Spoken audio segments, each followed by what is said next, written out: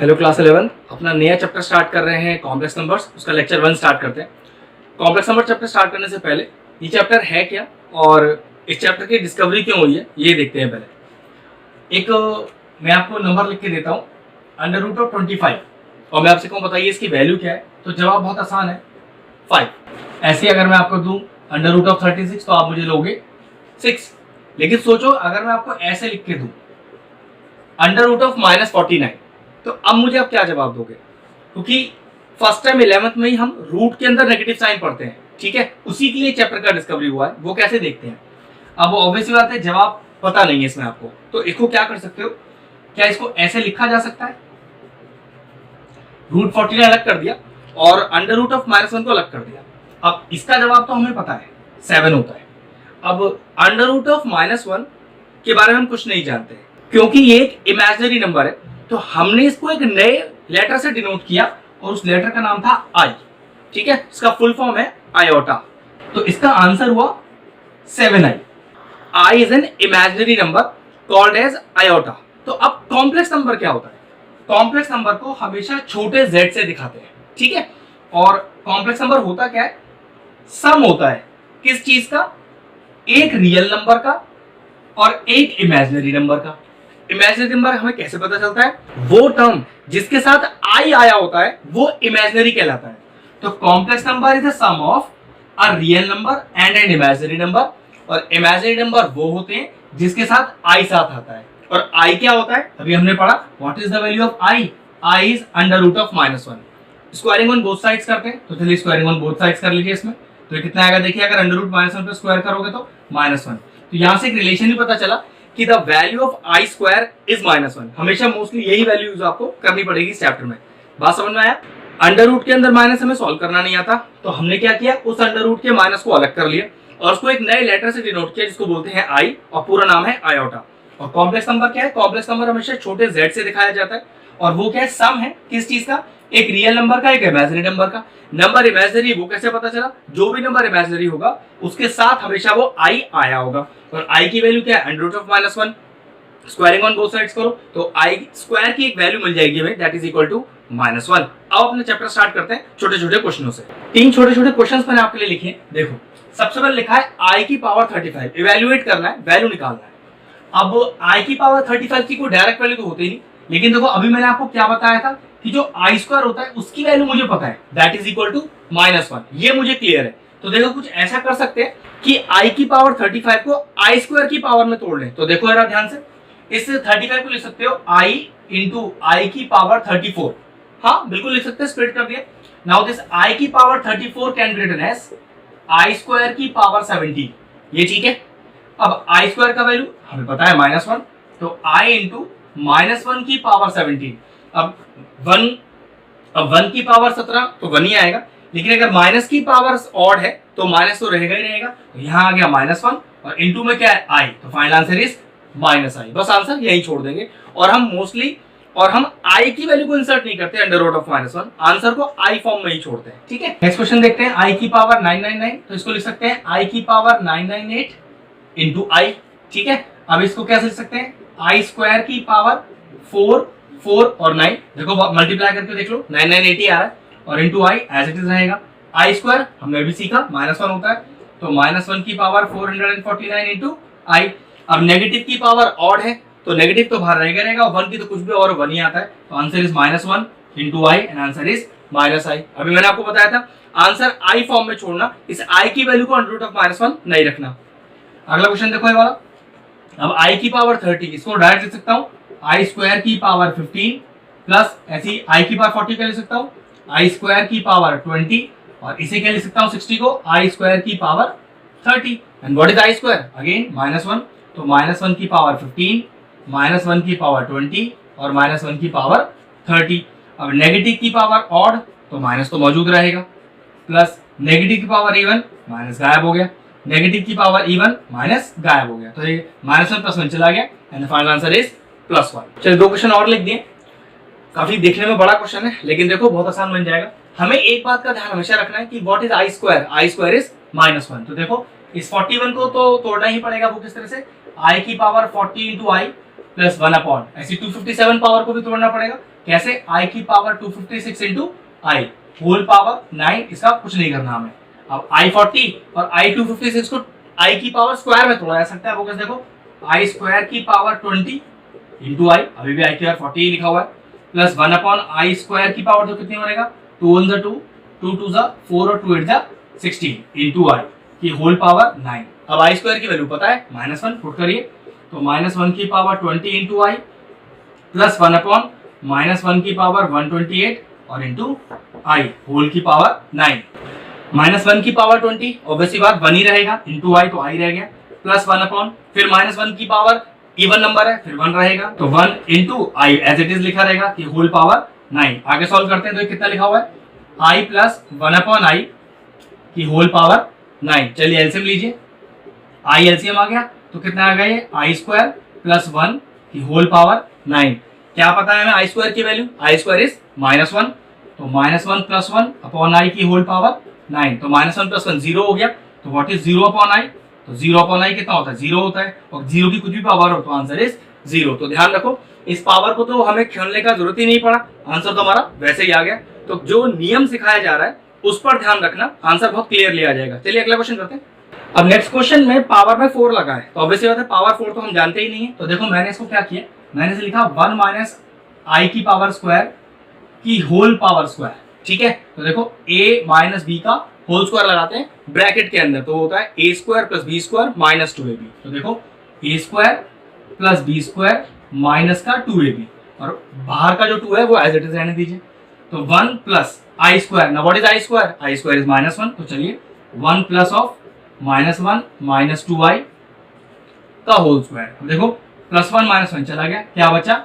-2i का whole square. अब देखो जरा माइनस पे स्क्वायर लग रहा है, माइनस तो गया, तो 2 का स्क्वायर इज 4 और i पे square is i square. What is i square? I square is -1, तो 4 इंटू -1, तो फाइनल आंसर कितना आया? Answer is -4।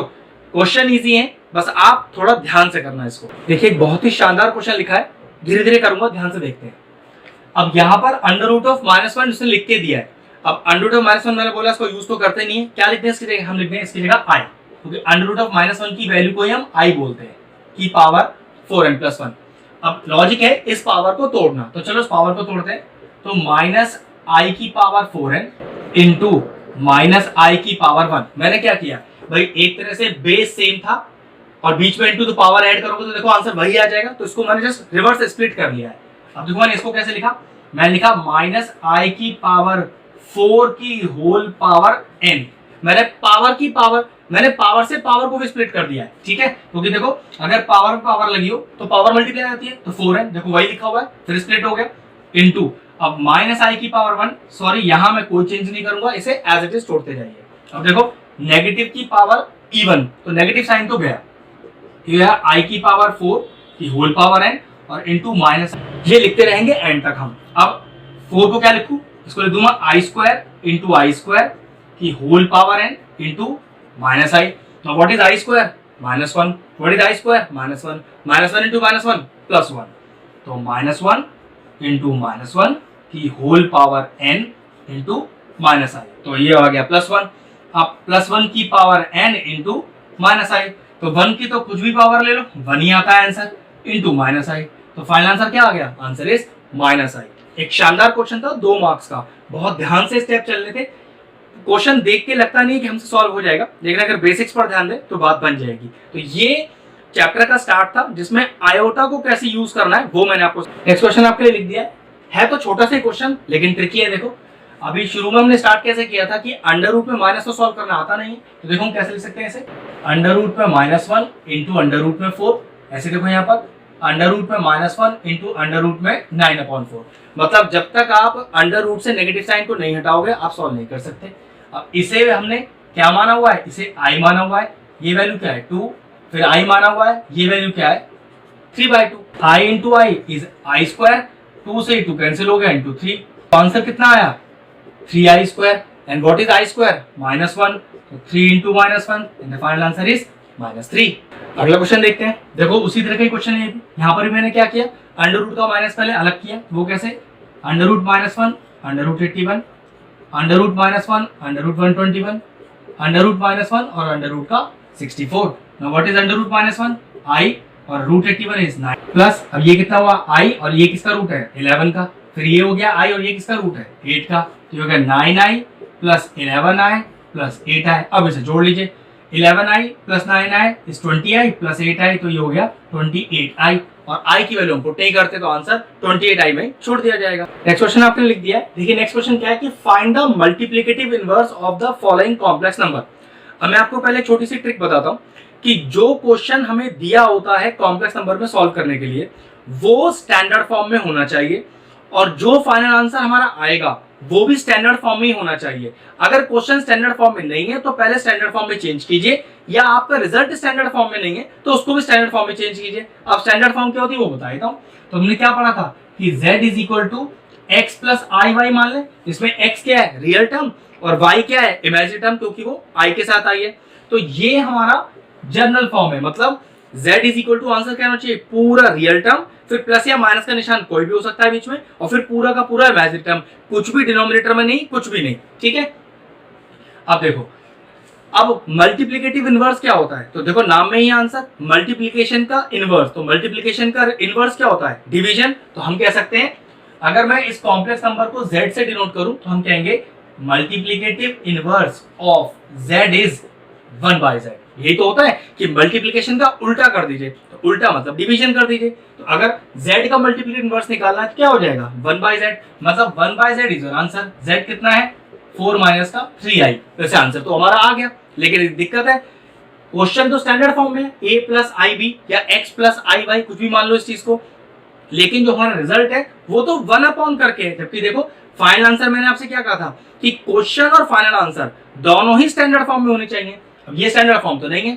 तो देखो कैसे बनाऊं उसको। मैं ऐसे करता हूं रैशनलाइज, इनटू करता हूं 4 प्लस 3i से ऊपर नीचे। अब देखो जो फाइनल आंसर आएगा उससे आइडिया हो जाएगा कि मैं क्या आपसे बात कर रहा हूं। अब 1 से इंटू करोगे तो यहां तो कोई चेंज आएगा नहीं, लेकिन जब डिनोमिनेटर चेक करो a minus B A plus B, तो ये हो जाएगा a स्क्वायर माइनस का b स्क्वायर। तो देखिए अगला स्टेप कितना हुआ, ये हुआ 4 प्लस 3i होल अपॉन 4 का स्क्वायर 16 माइनस और 3i का होल स्क्वायर, तो ये होगा 9i square. i square is -1, तो ये कितना हो जाएगा, तो ये हो जाएगा प्लस का 9। तो अगला स्टेप देखिए, तो 4 प्लस 3i अपॉन 16 प्लस 9, तो व्हाट इज 16 प्लस 9 25।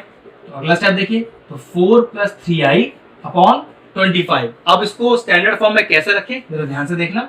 ये हो गया 4 अपॉन 25 प्लस 3 अपॉन 25i। देखो जिसमें ये पूरा टर्म रियल, ये पूरा टर्म इमेजिनरी। इमेजिनरी इसलिए क्योंकि वो i के साथ आया। तो मैं आपसे ये बात कर रहा था कि क्वेश्चन भी आपका स्टैंडर्ड फॉर्म में है और आंसर भी स्टैंडर्ड फॉर्म में है। अगर स्टैंडर्ड फॉर्म में नहीं है तो उसको बनाइए, तभी इसको आंसर फाइनल माना जाएगा। चलिए देखिए इसको भी पहले z मान लेते हैं, क्योंकि मल्टीप्लिकेटिव इनवर्स निकालने तो क्या लिखेंगे कि multiplicative inverse of z is 1/z। तो देखिए 1 अपॉन रूट 5 प्लस 3i। अब दिक्कत है आंसर तो आ गया, लेकिन 1 अपॉन में तो कोई आंसर नहीं आता। स्टैंडर्ड फॉर्म तो न्यूमरेटर में ही होगी सारी, वो भी किस फॉर्म में x प्लस आई वाई या a प्लस आई बी। ये तो बोलने का एक तरीका होता है। तो चलिए अब इसको रेशनलाइज करते हैं पिछले वाले क्वेश्चन की तरह।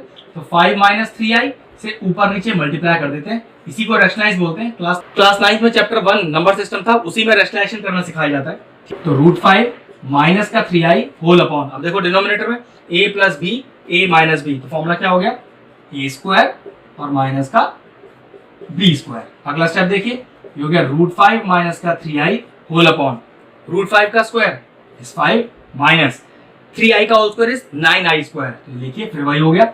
अब i स्क्वायर की वैल्यू -1, माइनस पहले से इंक्लूडेड है तो +1 हो गया।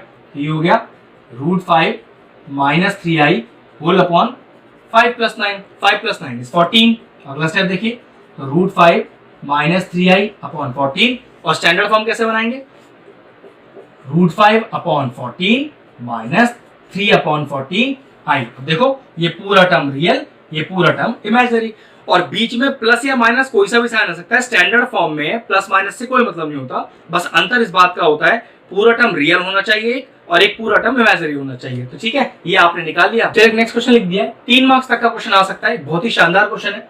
एक्सप्रेस 1 माइनस 2i की power whole -3 in standard form. अब स्टैंडर्ड फॉर्म मैंने आपको बताया था a plus I B X plus I Y. ठीक है, तो देखो जो भी क्वेश्चन गिवन है पहले उसको z के इक्वल लो छोटे, तो 1 माइनस 3i की होल पावर -3। अब पावर में नेगेटिव साइन तो हमने नहीं सीखा सॉल्व करना, तो चलिए पहले से पॉजिटिव बनाने के लिए क्या करते हैं, 1/2i की होल पावर 3 कर देते हैं। 1 में लाओगे तो पावर का माइनस साइन हट जाएगा। अब लगाता हूं a माइनस बी का होल क्यूब, तो फॉर्मूला मैं बता देता हूं आपको, a माइनस बी का होल क्यूब होता है a क्यूब माइनस का b क्यूब माइनस का 3a² b plus 3ab²। Identities तो देखो याद करनी ही पड़ेंगी, तो 1/a क्यूब माइनस का b क्यूब माइनस का 3a² b plus 3 into a into b²। तो कितना आएगा देखिए, z इज इक्वल टू 1/, अब 1 का क्यूब तो 1 ही आएगा, 2i का होल क्यूब तो ये हो गया 8i क्यूब, बहुत ध्यान से, तो 3 इंटू 1 का स्क्वायर तो 3 और इंटू 2i तो ये हो गया माइनस का 6i प्लस 3 1 जा 3, यहाँ तो कोई अंतर नहीं पड़ा देखिए यहाँ क्या है, लेकिन देखिए यहाँ पर क्या है 2i का होल स्क्वायर तो ये हो गया 4i², तो 4i²। And what is i²? Is -1, तो ये वाला प्लस कैसा हो जाएगा, ये माइनस का हो जाएगा। तो अगला स्टेप देखिए, तो z is equal to 1/1 minus 8। अब यहाँ भी एक दिक्कत है, ये i क्यूब लिखा है, अब i क्यूब को हम कैसे सॉल्व कर सकते हैं, i² इंटू i माइनस का 6i और माइनस का 12। फिर से समझ लीजिए, ये i² हो गया माइनस का 4 3 12, इस i क्यूब को मैंने i² इंटू i कर दिया। अब ये i² क्या होगा, फिर से -1, माइनस पहले लगा हुआ है तो ये +1 हो गया। तो देखिए z is equal to 1/1 plus 8i minus 6i minus का 12। नेक्स्ट स्टेप देखिए, तो z इज इक्वल टू 1/, सबसे पहले रियल टर्म लिखते हैं, तो रियल टर्म हमारे पास माइनस का 12 प्लस का 1 तो -11 और ये हो गया मेरे पास प्लस का 2i। अब देखो आंसर तो आ गया, लेकिन स्टैंडर्ड फॉर्म में 1/, तो होता नहीं है, तो क्या करना पड़ेगा, पिछले वाले क्वेश्चनों की तरह रैशनलाइज करना पड़ेगा। इसमें बिल्कुल वही तरीका है, थोड़ा प्रैक्टिस चाहिए, जैसे जैसे आप इनकी प्रैक्टिस करते जाओगे आपको क्वेश्चन समझ में आ जाएंगे। अब रैशनलाइज में होता क्या है, ये बीच का साइन चेंज करके ऊपर नीचे मल्टीप्लाई कर देते हैं, तो चलिए 1 से मल्टीप्लाई करेंगे तो ऊपर तो कुछ आएगा नहीं, लेकिन नीचे देखो same identity a plus b a minus B, तो what is a plus b into a minus b, ये होता है a² माइनस b²। a क्या होता है पहला टर्म और b क्या होता है दूसरा टर्म, ठीक है, तो a² माइनस का b²। अगला स्टेप देखिए, तो क्या -11 माइनस का 2i होल अपॉन, माइनस पे स्क्वायर लग रहा है, माइनस तो गया, और 11 का स्क्वायर कितना होता है 121 माइनस 2i का होल स्क्वायर, तो ये कितना हो गया 4i², अगेन i², फिर -1, माइनस पहले लगा हुआ है +1, तो देखिए अगला स्टेप कितना हो जाएगा, तो -11 minus 2i whole upon 121 plus 4। अब नीचे कितना हो गया 125, तो देखिए -11 माइनस 2i अपॉन 125। अब इसे प्रॉपर स्टैंडर्ड फॉर्म में कैसे लिखूं, देखो -11 अपॉन 125 माइनस 2 अपॉन 125 i। अब देखो पूरा रियल टर्म जिसमें i नहीं है, पूरा इमेजिनरी जो i के साथ आया है, और माइनस प्लस का कोई मतलब नहीं है, उससे कोई कभी प्रॉब्लम नहीं होती। मेन पार्ट है रियल पार्ट और इमेजिनरी पार्ट आपको अलग लिखना आना चाहिए। तो आज के लिए वीडियो यहीं फिनिश करते हैं, बहुत प्रॉपरली कीजिएगा क्योंकि नेक्स्ट क्लास में थोड़े टफ क्वेश्चन ही ट्राई करेंगे।